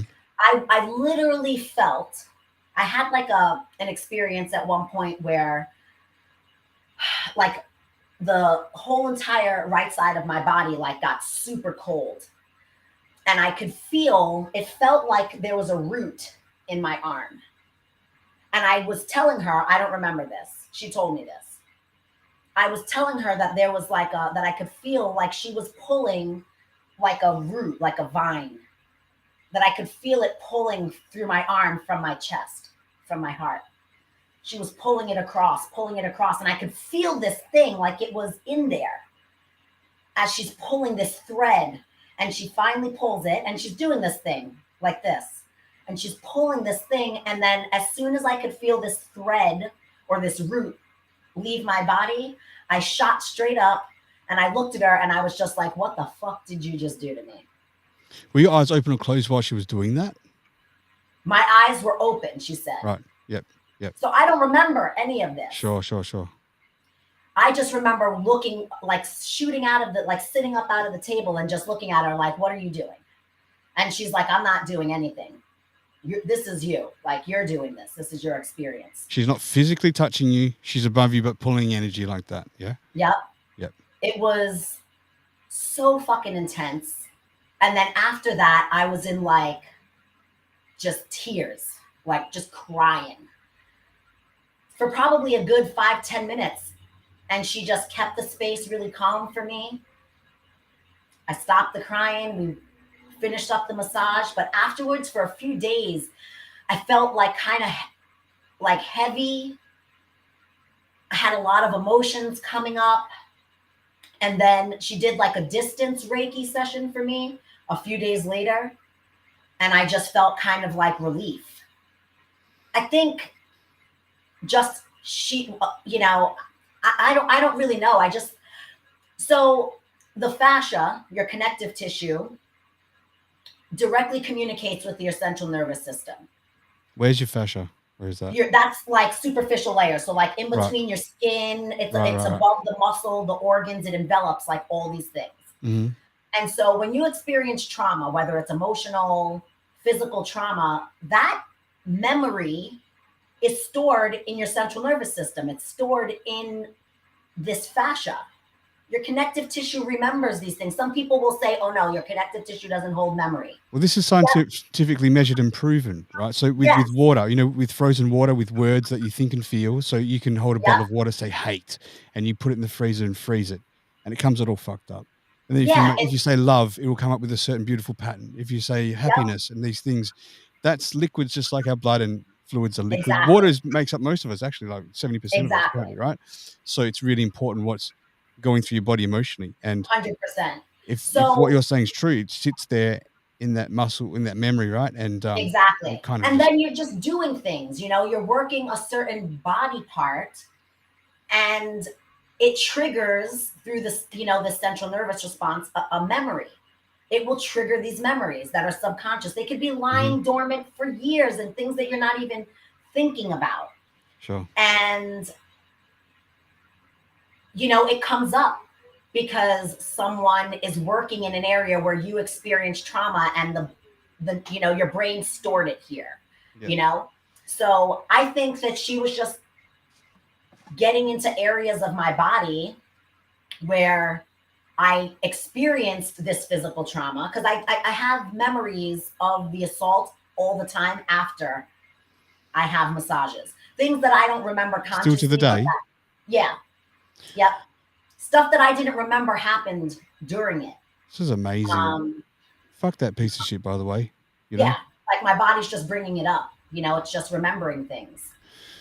Have you done any work or therapy on yourself for that specifically at all? Or is that it with the Reiki? I think I've just kind of been dealing with it with the Reiki. I've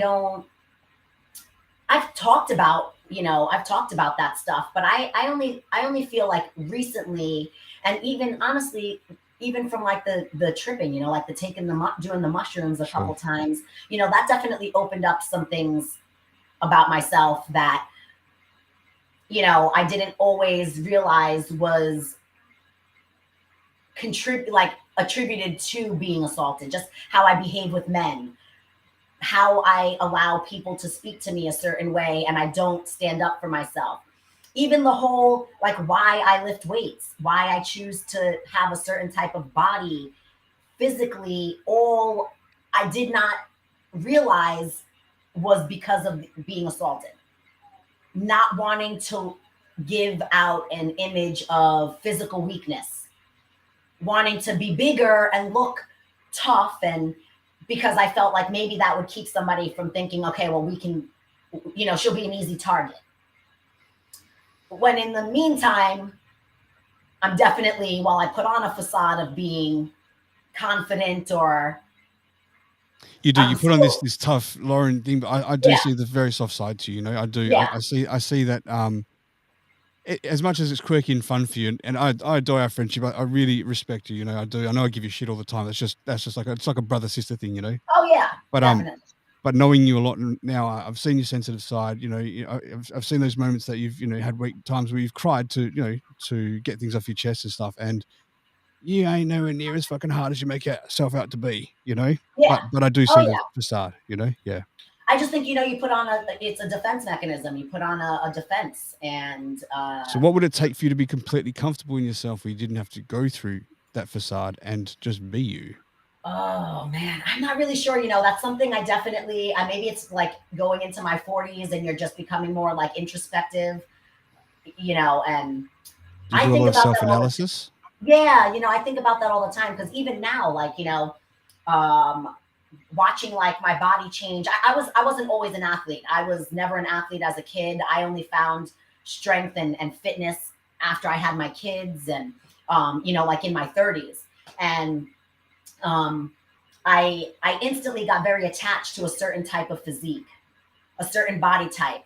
And anybody that looks at me now would, women are always, even people, they're just like, you look great, Lauren. You're like, I wish I looked like you. And I appreciate that. But what my mind's eye sees is completely different. I have such a hard time with like not looking this particular way, because it does make me feel like a target. It legitimately makes me feel like I'm now a target, that like it's going to open the door for someone to speak to me in a manner that they shouldn't. Even my job. I mean, that's, in all honesty, that is the main reason why I came off of social media, was because of unnecessary attention from people that I thought were friends, that just don't know, like male friends that just think it's okay Guys to are speak. fucking creeps. Let me step in there. Yeah, it Guys just online or sucks. guys around are fucking creeps. And you know what? Like, I didn't really realize how creepy a lot of guys are. I Yeah. don't consider myself a creep in any fucking way, right? I like to muck around, talk online, have a little flirt for fun, to Yep. make people laugh more so than actually trying to get a result from flirt. Right? Exactly. But there's guys out there that are just chances. I can't believe what a lot of guys would do to get laid or in any sort of way. It disgusts me as a man. And I've Oh yeah, even got it's super friends inappropriate. that are married that will go out and do this shit, and I just can't fucking do it. Like, I can't do it. I feel like I maybe had I've to. I've got I it had out of to. my system when I was younger, maybe. I don't Yeah. know. But I just know the I fuck I had to am. get off. I had to get off because I Mm. was just getting,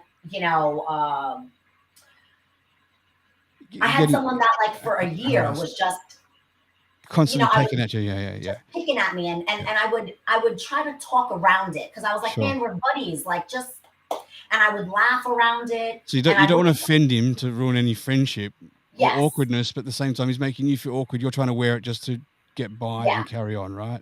And I think a lot of women, I know that a lot of women, we just laugh shit off that men say and do because, and we're uncomfortable. Yeah. And you don't know what their reaction is going to be. Sure. So you're just like, no. Oh yeah, that's funny. I totally think it's funny that you're speaking to me in this, or it's wrong. We shouldn't have to accept that. It shouldn't have to push. But I do see it. A lot of women leaving social media because of this, and it affects your relationships. Like this definitely affected, had a negative effect on my my marriage. Just my husband feeling uncomfortable and feeling like, well, why would you continue talking to someone that was saying these things? And it's like, look, I don't blame him. I don't blame him when you've got someone who's on social media and you can't see what's going on all the time. Knowing what he would know what guys are like, right, as well. Oh, 100%. And then to see that things are going on, it will build discomfort, right? Like my wife's not really on social media and stuff. However, like it's the results of these jerks that affected even not just the relationship with your marriage, but like there's a whole group of us that are friends. And we all hang out, right? We all like have a laugh and stuff. Our guys in our group respect our girls in our group. We always got their backs and stuff. And we've lost that because of, and I know the dude you're on about, and I'm not going to say names, but that pisses me off. Yeah. And it's like such a fucking common thing. And you're caught in the middle of that between trying to stay online and just socialize and someone that's your partner in life that you don't want to upset. So obviously you had to make that choice. I get it. Exactly. And I get where he's coming from too. I do. And in hindsight, in all honesty, the first couple weeks were tough just because you're so used to being, engulfed like in social media. Yeah. But I gotta say, I'm not angry that my phone isn't fucking going off constantly. I'm not angry about not having to, like, the pressure that I felt to constantly be posting shit. And the reality is like for my business, Instagram doesn't do shit for me. Sure. It's too far of a reach. Yep. But Facebook. But it was your hub. Was it your hub though? Like for crews like us and stuff like that? Because it was my hub. It was hard. It was hard because of you guys, for sure. Yeah, sure. Because in all honesty, I felt like, man, I have like friends for the first time. Because I don't really have a lot of friends in person. Sure. I feel like I struggle with making friends, even though I'm like, man, I'm like surprised at that. I'm surprised at that. I don't know. I don't know if I don't know if I feel like I'm too much for people or. Well, you are, but still not in a bad way. Yeah. If that makes sense. You're full apple of Lauren. You're Lauren, that's what it is for us. But that's not a bad thing. I sometimes think maybe people are insecure with themselves and they don't know how to deal with somebody who just doesn't. Because online we can just switch our phone off when you're pissing us off. Yeah, exactly. So, like I like our group. We joke with each other. We laugh. Sure. Nobody gets butthurt. We're respectful. Yep. We all are so different from so many yet one of the places. same, different but yet one of the same. It's crazy. Exactly. Diverse as fuck. Different countries, male, female, different ages, different cultures, and we all just unite, And we all have differing opinions about shit, but we can like have the conversation and then And we move all on. are cool about it. Yeah, that's right. Exactly. There's no weirdness. And so that I definitely miss. I miss that aspect of it. Sure. But the pressure to post, and honestly, I found myself like, we're always comparing ourselves to other people.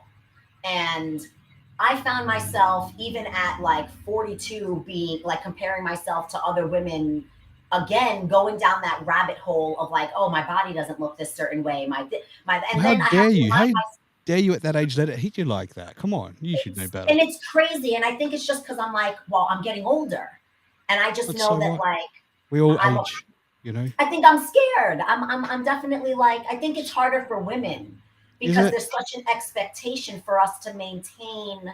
But if you're with the right person like Zach, hasn't got those expectations of you, right? So what's the difference? Just No, age with no, not grace. really. Yeah, he doesn't. He's always like I'm always like, I'm constantly, like I said, my mind's eye sees something. It's so distorted what it sees, Sure. because I'll have moments. So like my mirror upstairs, what I see in my mirror upstairs, fucking hate it. I hate what I see in that mirror upstairs. I come downstairs, I see something completely different. My body changes. I don't see anything the same. Have you not I don't found with know. age as you get older that you like when you look in the mirror, you're not looking at the surface anymore. You're truly looking at people within. Like I Yes. truly look within. Someone can be attractive, but a goddamn bitch. I don't want to know them. Oh But yeah, there's someone is not attractive, but such a beautiful personality, and I respect and adore them. You know, 100%. that's how I look at people now. You know, I really, I'm really trying do. to be that like that more with myself, because I am very hard on myself. I was Sounds like on you the phone. are. I am. I was on the phone Yeah. with my mom the other day, and I was like in tears because I'm like, I just feel so scared of like the changes I'm noticing in my body, and I know I just don't want to feel like I can't physically do the things that are important to me. I don't want to slow down. I just, and so I'm, That's you a know, trauma. That's a trauma response, Lauren. Big time. Yeah, that's a for totally sure. like trauma response. I think Yeah. you know. Can I put you onto someone? Not after this show, but during the week, Yeah. who will potentially do a neuro-linguistic pattern with you called timeline reimprint. Right, it's Yeah. a really powerful pattern where you'll kind of you'll go back and down a timeline, stepping it physically out through in your mind, and you Yeah. gain the different tools that you need from whenever a traumatizing moment happened, and then walk back forward to the time. So it's kind of like you've dealt with that thing. That's just like one step I've got to help recommend to you because Yeah, I'm open to anything. I yeah, mean, yeah, I know. I get very obsessed. I do. I get very obsessed with uh we were out on Wednesday Mhm. for my birthday. I wore a dope ass outfit. The shit was like straight out the 90s. lit. It felt a fucking amazing. It Yep. was a lit ass outfit. Wicked. It was like these, remember fucking cross colors? Yeah. Like, so it was like these cross color culottes with pockets and Sure. like a cross color top. It was kind of showed a little midriff. And I wore them with like these platform chucks I had. I felt good. I felt really good leaving the house. Rocked the dope ass fanny pack because I fucking love fanny packs. Felt good. As I was like walking around and in public and around other women and around, I started to, we were shopping and I was passing mirrors, and what I was seeing in the mirror of myself made me so fucking uncomfortable.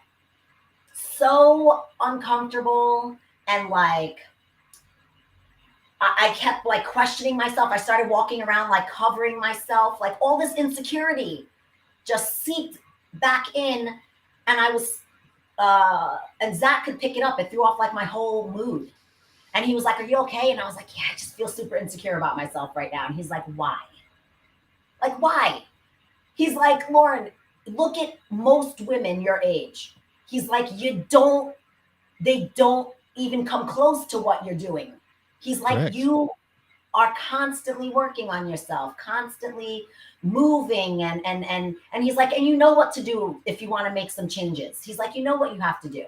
And He's you like, committed to do it too, you know? yeah. And he's like, and you just get stuck. And even my mom said that. She's like, Lauren, she's like, now, my mother has never said she's proud of me.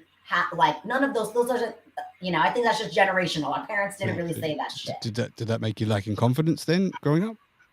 Oh, definitely. I think that I lacked a ton of confidence because of that. Because you're always trying to win your parents' approval. Sure. But my mom, more recently, she's been texting me, and she even said the other day, she's like, I brag about you all the time to the people in my gym.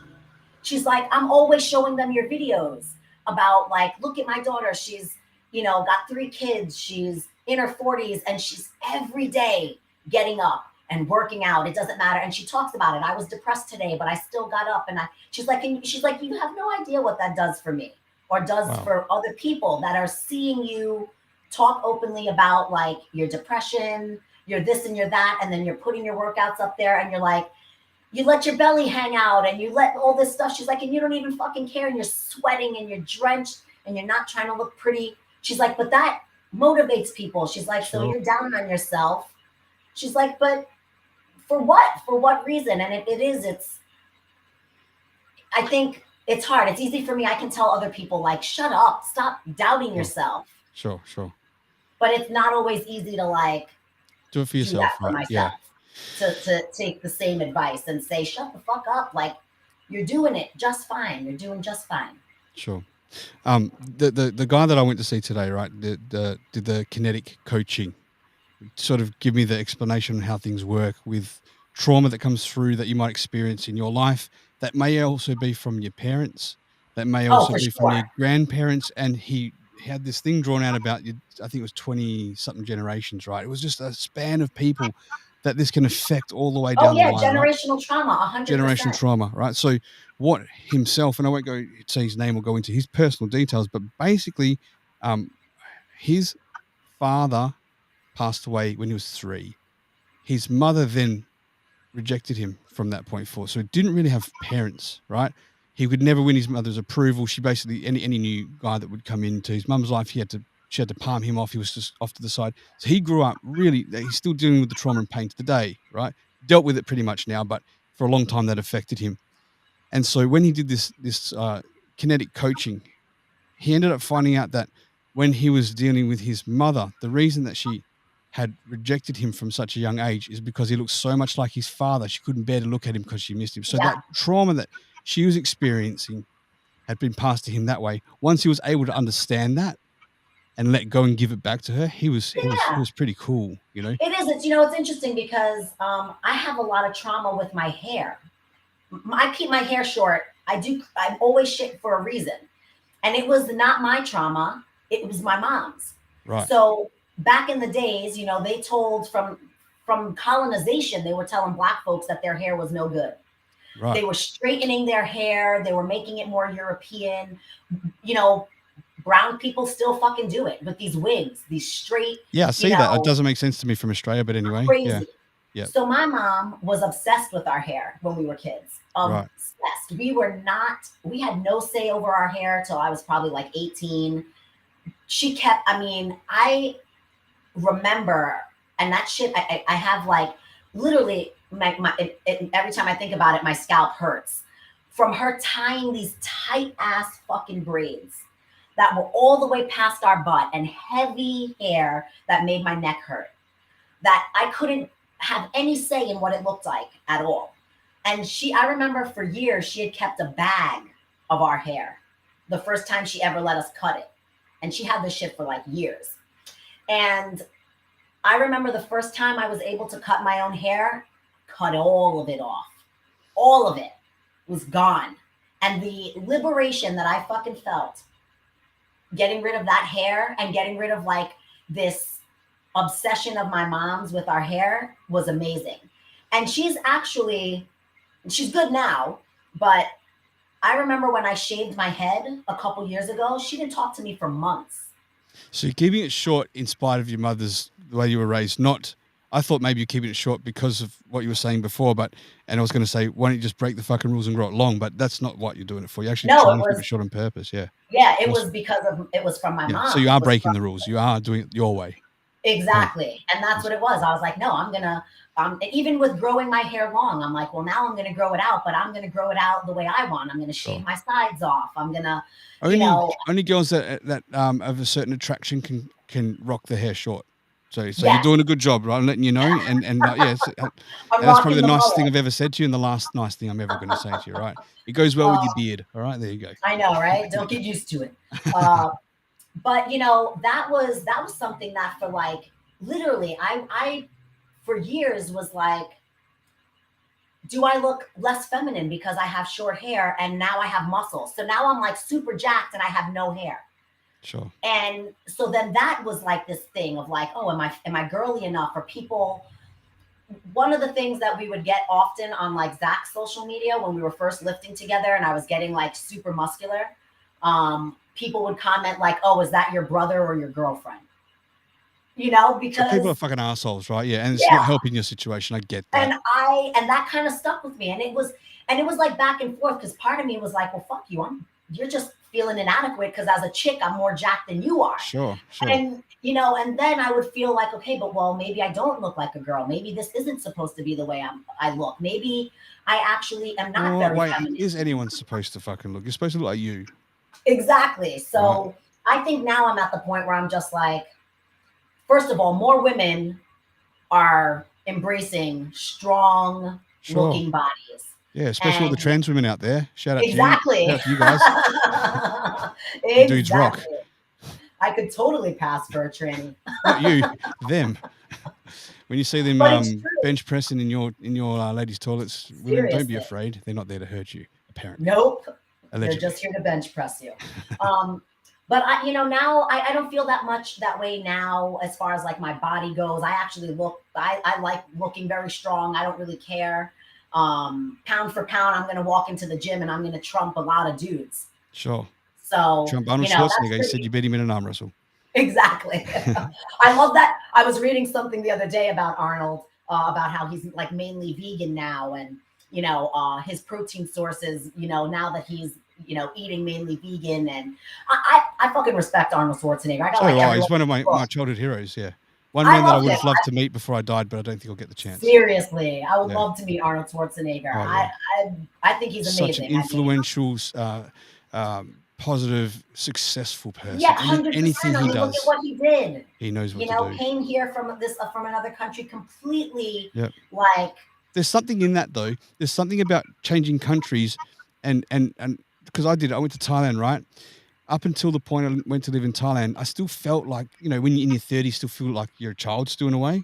But it wasn't until I was over there away from my folks. Not that they've done anything or had a bad childhood, but I was really like standing on my own 2 feet, having a kid coming, my son, my wife. It's like, then I had the ability to shine. And I did some wonderful things over there, big things, fight promotions and things like that, to then come back to Australia and feel like I've lost that again. Not to feel childish, but now just feel I have that freedom of thinking and that motivation to stand on my feet. I agree. I mean, I didn't move to another country, but I did move. I'm the only person, I moved to another state. I left when I was 18. I enlisted and then I came to Massachusetts and I've been here by myself ever since. And, I definitely can feel that. The feeling of like the being away forces you to grow up faster and especially when you're on your own. And, even with this, like, building my practice, this shit is hard fucking work. I mean, I'm busting my ass over here for the last 2 years to build this. And I'm fucking proud of myself. I mean, shit, I started with 3 people and I got over 400 people on my fucking books. Wonderful. Because you're a legend, Lauren. You're such good people. You really are. I know. I think we're starting to press on time for you now because you're going to have to go to your next client, right? Yes, I got a client. Congratulations for that. It's been wonderful talking. Tiffy just says, how did I stay up and miss this? Because you didn't set your alarm. You always got to set it for the Rocstedi podcast, everyone. Any final words you want to say? I'm only shutting out because I know you've got something going. Otherwise, I was happy to talk. But anything you want to let the folks know or myself?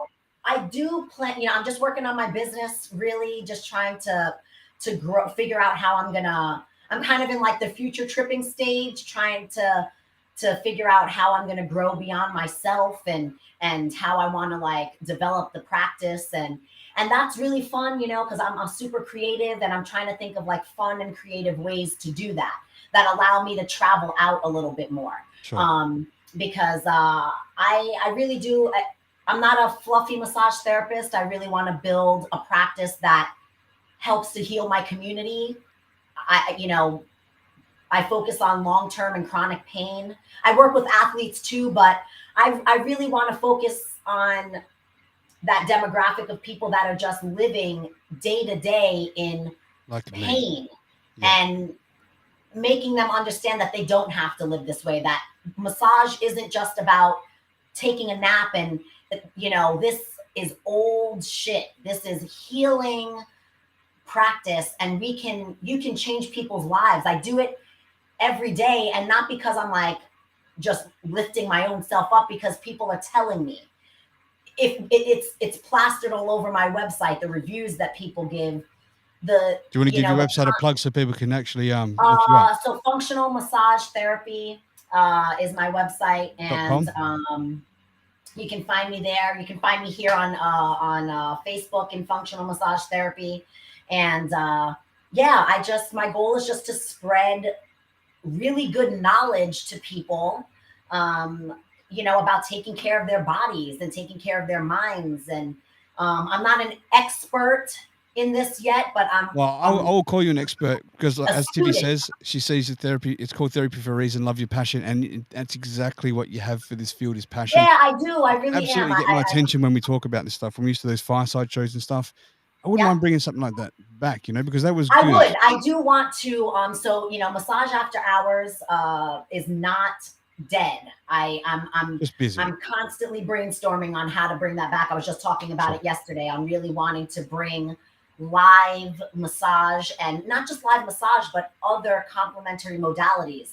Interactive show, right? Because what I found interesting was that I actually had shoulder pains and stuff, and I was able to ask questions live, and you were able to answer them for me. And it'd be nice if you had someone there that you could do it on to show us and stuff. On, exactly, 100%. Live and interactive, 100%. Man. I think that's where the key. And you've really got good information good content to post with that. Legit. Yeah, and I try to keep things. I gotta keep it simple, stupid mindset. I'm not trying to complicate stuff for people. I want to speak in a way that you're going to be able to understand. Mm-hmm. I'm not going to get too scientific-y. Too scientific, it just shows that she hasn't got a high intellect anyway, so it doesn't matter. Yeah, exactly. The fact that I said scientific-y, too scientific. Keep it simple, scientific-y. Yes. I just want to spread some good information, and I want to be able to introduce other more knowledgeable people to my audience, to say, hey, look, these are other people in the community that are doing these things that can really help you live a better life. Because at the end of the day, it's not about medicating ourselves all the time. A lot of those things mask shit. You gotta deal with the root issue. And think about it. If you're walking around with, let me tell you something, and I'm going to leave you guys with this.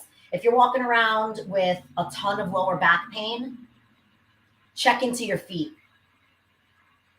What's happening in your feet? If your back is fucking hurting you right now, what's going on with your feet?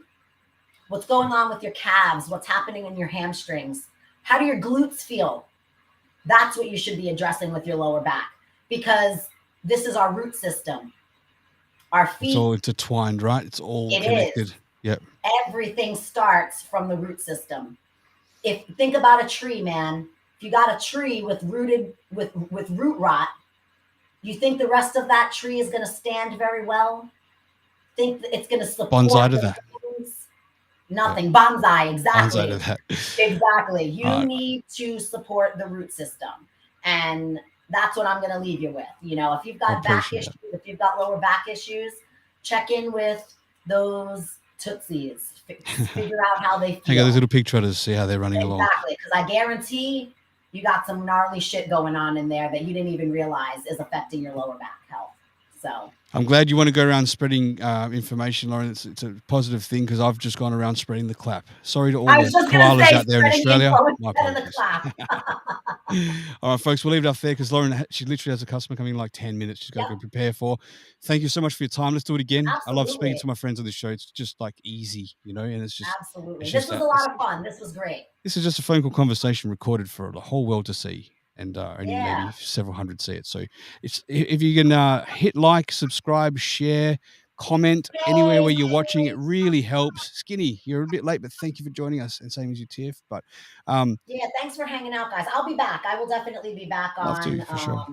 doing some more podcasty things. I don't think I'll, if I ever get back onto Instagram, honestly, I would do it in a way that someone else managed it. And I've got an idea. I've got an idea for it actually. With I what wouldn't we're even doing, want to deal with it. I want to put the idea to you actually with a couple of guys that are creating content with you right now, AC and Sam and Dave and stuff. So I'll speak to you, and then maybe it might be a way for you to get back on. But we'll leave it at that, folks. Thanks for watching. Again, please subscribe, like, share, comment. It helps the algorithm and it helps us grow. Absolutely. We're not going to grow without that. And appreciate the community and audience that follow us every week and hit the replays. And that's really it, Lauren. I think we're gonna end it now. Let me do that little thing. Hello, little Rock back there. I saw him. I saw his hands. Pop his head up. Come on. Where are you? He's down. It's cold here, and he's woken up. Yeah. Say hi. Hey. There you go. I've been sharing your show. I've been sharing your show. She's been sharing your show. She's been, she really has been sharing. Actually, been a huge supporter of that. Thank you very much. We've got to get back onto it. I have a couple friends who have kids that are on the spectrum, so I felt like it was cool for them to see what he's doing. Yep. Maybe encourage them to do some other things like that too. So absolutely, and I love them to be guests too, if that's the case with their parents. Yeah, so you speak to them, Yep. All right, guys, we're going to close out the show. Thank you very much. Episode 60, Lauren. Thank you for meeting my motherfucking friends. Yes, That's sir. right. All the best. You take care. Thanks, Lauren. Bye-bye. Bye, guys.